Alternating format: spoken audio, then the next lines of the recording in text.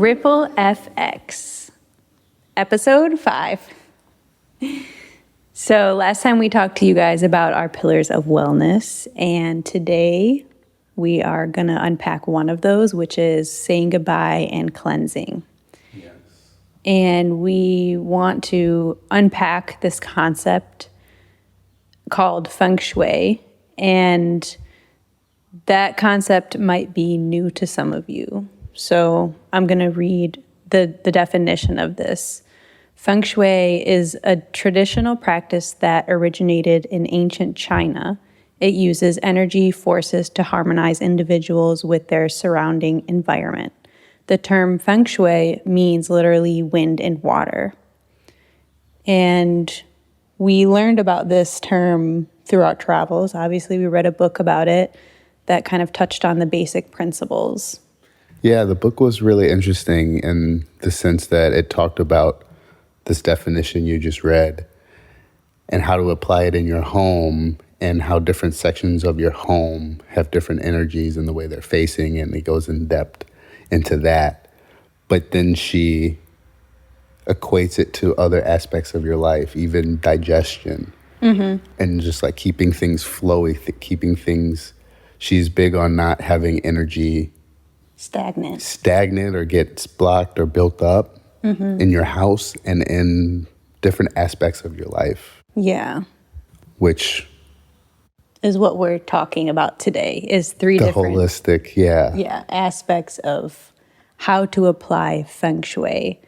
And the first one is your material possessions and living minimally. And we did this when we first started traveling. I think that we gave away donated like 80% of our material possessions. Mm-hmm. And when we moved overseas 5 years ago to the Philippines, we got our life down to 4 suitcases. We thought we were doing great. And then since then until now, we've gotten it even more down. 1 suitcase for our equipment and 2 80-liter backpacks, hiking bags for our clothes, and a bag for Boca. Yeah. And we understand that this lifestyle is obviously not for everybody, but I think that there's something that could be applied about living more minimally, and the fact that material possessions literally weigh us down a lot of times. And, we gave away, we had probably 20 coffee mugs or something, and now, we have 4, and that's what we need. We don't need 20. And so the concept that Marie Kondo, if you're familiar with her, she has a Netflix show, and she talks a lot about using your material possessions to bring you joy. And so actually physically touching them and asking yourself, does this bring me joy? If no, donate it, throw it away, whatever you want to do to it. But, don't keep holding on to it. Yeah, and the idea of functionality, I think that it goes hand in hand with minimalism, because at least with us, our equipment, we can always get so many gadgets and things, but each piece of equipment has its function. There's nothing that is just there holding space that could be used for something else. Same with clothes. When we travel so much, at least I figure out that, I'm just wearing these couple shirts, and that helps me give away other things because I'm like, I haven't worn this in 2 months. I don't need it. So the things that I am functionally using, and it's easier when you're traveling, obviously, but this concept is something that you can definitely apply. Yeah, and the same goes for digital items as well, because they hold up space too. And so setting up a system to regularly cleanse, your phone, your computer, especially if you're in the world of, digital marketing or anything online. If you have a business online, you need to be, regularly cleansing your space. Yeah. That's something that at least I want to get better at, is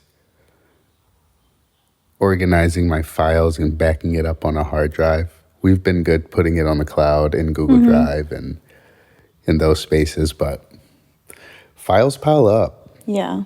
And Take up space. yeah, and it's like if you don't do it regularly, it takes a while to organize it. And I wanted to say, before we move on to the next piece, is that when we hold on to these digital things or material possessions, we literally prevent ourselves from receiving more, better alignment because we're afraid to let it go, or we just, whatever it is holding you back from letting it go. But it's holding you back. So I think that's the main point here, is letting it go. Yeah. And the next part is feng shuiing your internal state. And that can mean a lot of different things. So we have a lot of beliefs and mindsets and societal norms. And these all contribute to how we show up in the world and how we approach our goals and whether or not we achieve our goals or not. Yeah.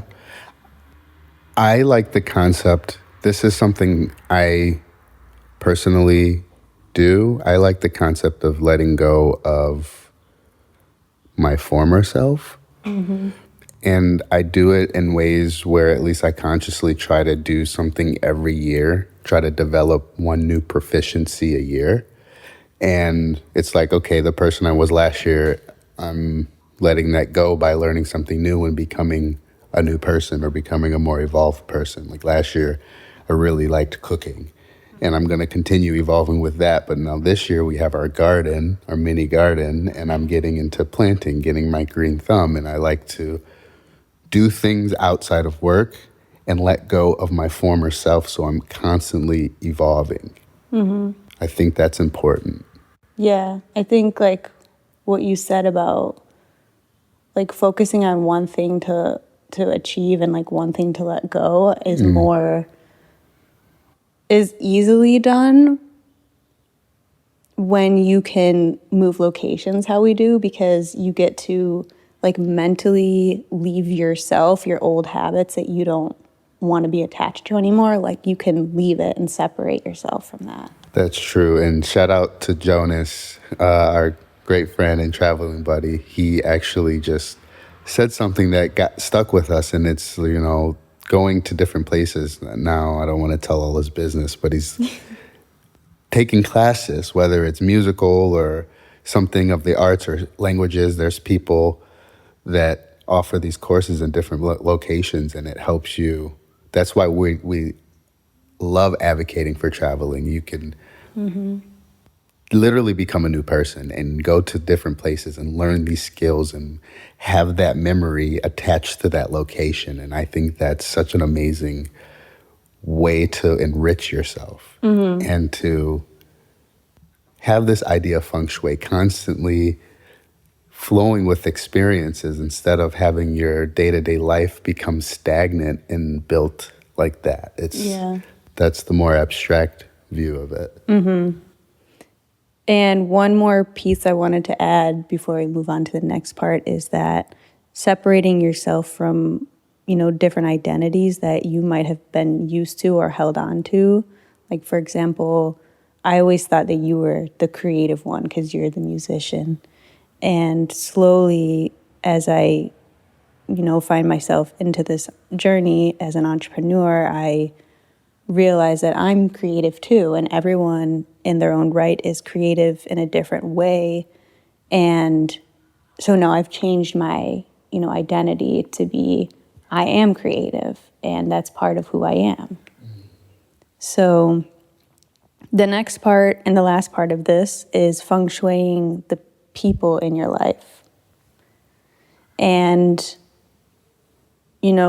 this is something that, as we're talking about, it's easier sometimes for us to like detach from people who might not be helping us in some sort of way when we leave, when we go somewhere else. I understand that it might be harder for people who can't do that, and maybe someone's in your circle who you don't really feel like is benefiting you, or you're benefiting them.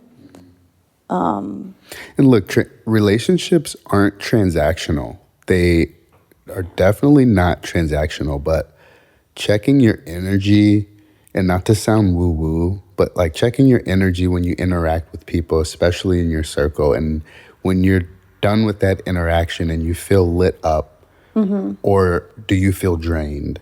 And like just taking note of these subtle energies, and being aware of, do you possibly make them feel lit up, or do you possibly make them feel drained? And if it's you feel lit up, you think they feel lit up, you should keep those people around.